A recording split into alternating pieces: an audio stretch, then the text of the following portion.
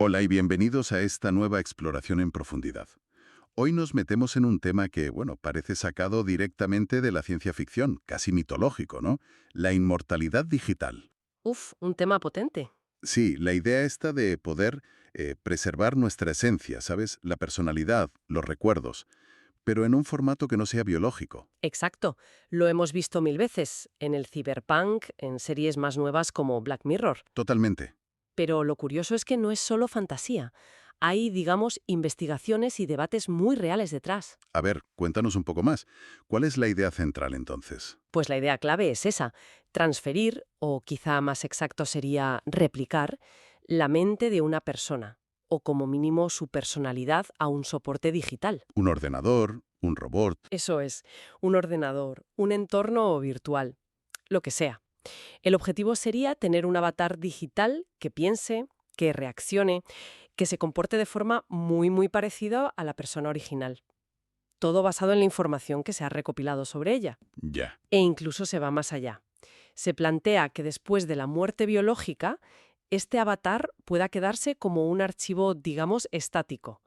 O, y aquí la cosa se complica de verdad, que pueda seguir aprendiendo, evolucionando. Madre mía, suena vertiginoso. Y claro, para algunas corrientes, los transhumanistas, los singularitarianos, Sí, para ellos esto es casi el objetivo final. exacto. No es solo una posibilidad técnica, es como una meta existencial, ¿no? Trascender la biología, las limitaciones, quizá alcanzar una vida eterna en un plano digital. Una especie de paraíso digital, sí. Pero bueno, vamos a bajar un poco a tierra. ¿En qué consiste esto realmente? ¿Hay algo tangible, alguna investigación seria detrás de esta idea? ¿Cómo se supone que funcionaría? Y sobre todo, claro, ¿qué implicaciones tiene todo esto? Pues sí, esa es la idea hoy, ¿no?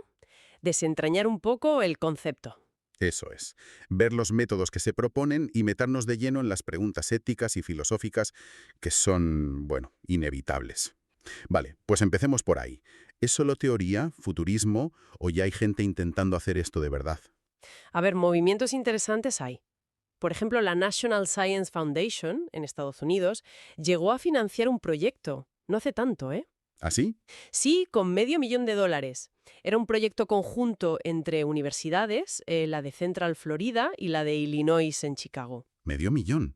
O sea que no lo veían como una simple locura. Bueno, el objetivo era investigar cómo combinar inteligencia artificial, archivado masivo de datos y computación gráfica para crear versiones digitales de personas reales que fueran convincentes. Una especie de prueba de concepto, ¿no? Para ver si se podían crear avatares digitales creíbles. Exacto. Un primer paso, digamos, exploratorio, para ver la viabilidad técnica de crear representaciones que se sintieran auténticas. Ya. Y bueno, más allá de la investigación pura y dura, hay organizaciones que ya piensan en lo práctico. El Digital Immortality Institute, por ejemplo, ¿Y qué dicen? ¿Qué haría falta para que esto fuera real? pues señalan tres cosas clave. Primero, acceso a Internet constante y garantizado para estos avatares. Lógico. Claro. Segundo, asegurar que esos avatares sean y, sobre todo, permanezcan fieles a las especificaciones del usuario original. Espera, espera. Eso de permanecer fiel me genera dudas. Las personas cambiamos, ¿no? Nuestros recuerdos no son fijos, los reinterpretamos. ¿Cómo puede un avatar mantenerse fiel a alguien que ya no está para actualizarlo? Es una objeción buenísima y uno de los grandes retos, tanto técnicos como conceptuales. Claro, ¿fiel a qué momento exactamente? ¿A la última vez que habló con él? ¿Debería simular que cambia? Son preguntas totalmente abiertas, pero bueno, el tercer punto que señalaban era que todo esto, la creación, la configuración, tendría que asegurarse antes de que la persona fallezca. Tiene sentido. Y luego están esas iniciativas con objetivos, bueno, mucho más bestias, ¿no? Sí, te refieres a proyectos como la Iniciativa 2045, imagino. Esa misma. La del empresario ruso Dmitry Itskov. Exacto.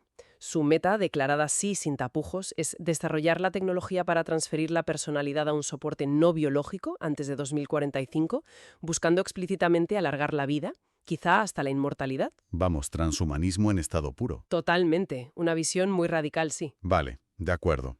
Vemos que hay interés, algo de financiación exploratoria, visiones muy ambiciosas. Pero vayamos al cómo.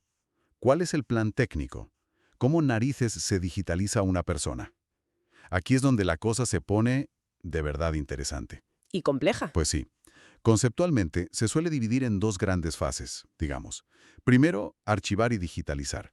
O sea, capturar toda la información posible sobre la persona. Vale. Y segundo, la fase de activación, de puesta en marcha. Hacer que un avatar, un sistema, use toda esa información para interactuar, para manifestar esa personalidad digitalizada. Centrémonos en la primera fase, el archivo. Digitalizar una vida entera. Suena una cantidad de datos brutal. ¿Es siquiera factible solo pensando en el almacenamiento? Pues mira, Gordon Bell y Jim Gray, dos investigadores de Microsoft Research, ya argumentaron hace años que almacenar, por ejemplo, cada conversación que has tenido o escuchado en tu vida es técnicamente viable hoy. ¿Sí? ¿Cuánto ocuparía eso? Calcularon que menos de 1 TB, para una calidad razonable. O sea que el espacio de almacenamiento en sí no es el cuello de botella principal. Vaya. Lo realmente complicado, el gran reto, no es guardar los datos, sino las tecnologías para procesarlos, para darles sentido. Reconocimiento de voz, análisis de texto, contexto. Convertir esos datos brutos en algo útil, algo que refleje una personalidad. Entiendo. O sea, no es solo grabar, es entender. Y aparte de las conversaciones grabadas, que ya de por sí plantea problemas de privacidad gigantescos, ¿qué otras fuentes usarían? Imagino que nuestra vida digital actual es clave. Sin duda. Es quizás la vía que más se está explorando ahora mismo. La idea es analizar décadas de nuestra actividad online. Redes sociales, emails. Todo. Redes sociales, correos, blogs, foros, historial de búsquedas, compras online. Todo ese rastro digital que vamos dejando sin parar. Martínez Rothblatt, una figura importante en este campo, acuñó un término: Mind Files, archivos mentales. Mindfiles. ¿Y qué llevarían esos archivos? ¿Mis tweets, las fotos de las vacaciones, los correos del trabajo? Exacto. Y muchísimo más. Serían como repositorios exhaustivos. Desde las fotos que subes, las opiniones en foros, las interacciones en blogs, los vídeos que ves, la música que escuchas. Todo. Básicamente, cualquier dato digital que pueda reflejar tus experiencias, tus gustos, tus manías, tus creencias, tu forma de hablar. De hecho, hay gente que dice que sin darnos cuenta ya estamos construyendo los cimientos de nuestros propios Mindfiles, con cada clic, cada post, cada me gusta. O sea que podríamos estar ya, sin quererlo, creando la materia prima para futuras versiones digitales nuestras. Hay una definición de Susanas que es bastante completa, ¿verdad? Sí, Asche lo describe muy bien. Dice que sería un repositorio centrado en la persona, con una copia de todo lo que ve, oye, dice o genera en su vida. Fotos, vídeos, audios, documentos, diarios, cartas. Una barbaridad de información. Sí, pero no solo eso, también intentando capturar la personalidad, el perfil emocional, las creencias, y todo eso integrado y gestionado por un agente de inteligencia artificial interactivo. Un agente de IA, como el cerebro de ese archivo, ¿no? Que lo interpreta y lo usa para simular a la persona. Esa es la idea, sí. Ese agente, ese avatar, tendría acceso a todo el Mindfile y lo usaría para interactuar, para conversar, para reaccionar, de forma que dé la ilusión de que tiene los recuerdos, los pensamientos, la forma de ser de la persona original. Vale, tienes el Mindfile, ese archivo gigantesco, ¿y luego qué? ¿Cómo pasas de los datos a un clon que funcione? ¿Qué software haría falta para eso? Rothblatt también le puso nombre a eso: Mindware. Mindware. Sí. Sería el software específico, basado en IA avanzada, diseñado para coger esos Mindfiles y generar a partir de ellos una inteligencia artificial que simule la conciencia, o al menos sus manifestaciones externas, su comportamiento. Suena potente. Incluso llegó a sugerir que haría falta algún tipo de certificación, una aprobación gubernamental para estos mind clones, ¿sabes? Algo parecido a cómo se aprueban los medicamentos, para garantizar una mínima calidad, una fidelidad. ¿Una certificación de fidelidad para tu yo digital? Uf, suena bastante distópico. Y mencionaste antes también un proceso de calibración. ¿Qué es eso? ¿Cómo afinar el modelo? Aquí la idea es, bueno, particularmente fascinante. Y un poco inquietante, la verdad. A ver. Se propone que, durante un tiempo, mientras la persona biológica aún vive, coexista con su artefacto digital, con su mind clone. A la vez. Sí, y ese mind clone se iría calibrando continuamente, ajustándose para parecerse lo máximo posible a la persona real. Habría actualizaciones constantes, sincronización, interacción entre la mente biológica y la digital para mantenerlas alineadas. Vaya, Como si fueran dos versiones de la misma entidad evolucionando en paralelo. una especie de puesta a punto del clon digital, pero supervisada por el original.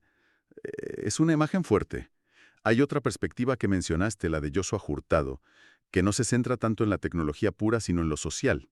¿Cómo encaja eso? Sí, el enfoque de Hurtado es interesante porque aborda la inmortalización digital no solo como un reto tecnológico, sino como una herramienta social, específicamente para gestionar la relación entre los vivos y los muertos en esta era digital. ¿Cómo? Propone un marco de 4 pasos: recopilación de datos, codificación, o sea, darle sentido, activación, hacer que el avatar interactúe, y encarnación, darle una forma aunque sea virtual. Vale. Y cada paso está pensado para preservar o, digamos, redefinir el vínculo social, permitir conversaciones simuladas, que el avatar exprese emociones, crear monumentos digitales interactivos. Lo ve como una forma de adaptar nuestros rituales de duelo y recuerdo al entorno tecnológico. Entendido. O sea, no es solo crear la copia, sino pensar para qué la queremos socialmente. Todo esto, la tecnología, la calibración, el uso social, nos lleva de cabeza a un campo minado, la ética. Totalmente. Si empezamos a difuminar así la línea entre vivos y muertos, entre lo biológico y lo digital, ¿qué significa todo esto? Efectivamente. Entramos de lleno en cuestiones éticas muy complejas Ujú. y sin precedentes. Como señala un artículo de la revista de la Universidad de Boston, la IA avanzada está haciendo que la frontera entre vida y muerte sea cada vez más porosa, difusa. Ya, Y James True, en Engadget, apunta a que tecnologías que ya usamos, como ChatGPT o Midjourney, ya plantean dilemas, porque permiten recrear aspectos de personas fallecidas, su voz, su imagen, su estilo de escribir, con una facilidad pasmosa. cierto. Y eso ya complica hoy la gestión del legado digital, el consentimiento y, por supuesto, el duelo. El duelo. Ahí es tocado un punto central. ¿Cómo afectaría nuestra forma de recordar, de procesar la pérdida? El poder interactuar con una réplica digital de un ser querido. Es una de las grandes incógnitas y hay un debate muy intenso. Por un lado, como sugiere Melody Parker, hay quien ve en estas réplicas un posible consuelo. Sí, Sí, una manera de mantener una conexión, de volver a escuchar esa voz, de recibir un consejo simulado. Podría ser terapéutico para algunas personas, podría ser. pero por otro lado, figuras como la propia Martín Rothblatt advierten justo del riesgo contrario, que interactuar con una simulación, por muy perfecta que sea, impida aceptar la realidad de la pérdida, que obstaculice el proceso natural del duelo, que cree una dependencia poco sana de un eco digital. Es decir, el debate es si sería un bálsamo o un obstáculo para superar la pérdida. No hay una respuesta fácil, claro. En absoluto. Y ligado a esto está la cuestión de la autenticidad. Rothblatt se pregunta, ¿puede una réplica digital capturar de verdad la esencia, lo irrepetible de una persona? ¿O es inevitablemente una simulación sofisticada, pero hueca? ¿Qué valor tiene esa interacción si sabes que no es real? Buena pregunta. ¿Y si creamos estas réplicas a partir de datos personales masivos? ¿Qué pasa con la privacidad de la persona fallecida? ¿Y con su autonomía? Vinicius Ferreira Galbao plantea preguntas clave. Si la persona no dejó dicho nada, si no designó un heredero digital para gestionar su yo digital, ¿quién es el dueño de esos datos y de la réplica? Claro. ¿Puede la familia decidir encenderla o apagarla a voluntad? Y si, hipotéticamente, se lograra una copia digital perfecta, ¿debería tener algún tipo de estatus legal, ético, similar al de un ser humano? Derechos. Responsabilidades. Son preguntas para las que no tenemos respuesta ahora mismo. No tenemos marco legal ni consenso social. Además, Fiorenza Gamba destaca cómo estas tecnologías, hologramas, gemelos digitales, chatbots de duelo, ya interactúan con los supervivientes, y eso genera preocupaciones sobre la privacidad post-mortem. ¿En qué sentido? ¿Qué información personal de la persona fallecida puede revelar su réplica digital? ¿Tiene esa réplica derecho a la privacidad o se la puede interrogar sin límites? Si ya nos cuesta gestionar la privacidad de los datos de los vivos, imagínate el panorama con representaciones digitales de los muertos. Un panorama complicadísimo, sí. Y donde hay ética y privacidad en juego, normalmente las implicaciones legales están a la vuelta de la esquina. Indudablemente. Belgir y Gray, los de Microsoft, ya distinguían hace tiempo entre una inmortalidad unidireccional, que sería simplemente preservar los datos para consulta futura como un archivo, y una bidireccional, poder interactuar activamente con la versión digital del fallecido. Vale. Y cada modalidad abre desafíos legales distintos: propiedad de los datos y del clon, derechos de imagen y personalidad post-mortem, responsabilidad por lo que diga o haga la réplica. La legislación actual simplemente no contempla estas figuras. Hemos hablado de cómo podría hacerse, de los aspectos sociales, de los dilemas éticos y legales, que son profundos. Pero volvamos a una pregunta fundamental que está debajo de todo esto. ¿Es realmente posible transferir una mente o una conciencia a un ordenador? ¿O estamos hablando solo de simulaciones de comportamiento muy avanzadas? Aquí nos encontramos con un escepticismo importante, incluso dentro de corrientes como el transhumanismo, que en teoría anhelan estas tecnologías. Así. Sí, por ejemplo, David Pearce, que es un filósofo transhumanista muy conocido, es bastante crítico con la idea de la subida de la mente, el mind uploading, tal y como se suele presentar. ¿Qué argumenta? Pues argumenta que, aunque los ordenadores pueden hacer cálculos complejísimos y simular comportamientos de forma asombrosa, les falta la capacidad intrínseca para replicar la experiencia subjetiva, la cualidad de sentir, lo que en filosofía se llama senciencia o qualias, que es el núcleo de la conciencia. O sea, la diferencia clave entre una máquina que actúa perfectamente como si sintiera dolor o alegría y una que realmente experimenta esas sensaciones, esa cualidad interna, subjetiva, que todos conocemos. Exactamente. Para Peirce, la conciencia implica fenómenos cualitativos, la experiencia misma de ser, de sentir. Y eso no se puede reducir a meros procesos computacionales, a manipulación de símbolos. Ya. Considera que la tecnología actual, y la que podemos prever a medio plazo, no puede replicar esto, porque no puede resolver lo que se conoce como el problema de la vinculación fenoménica.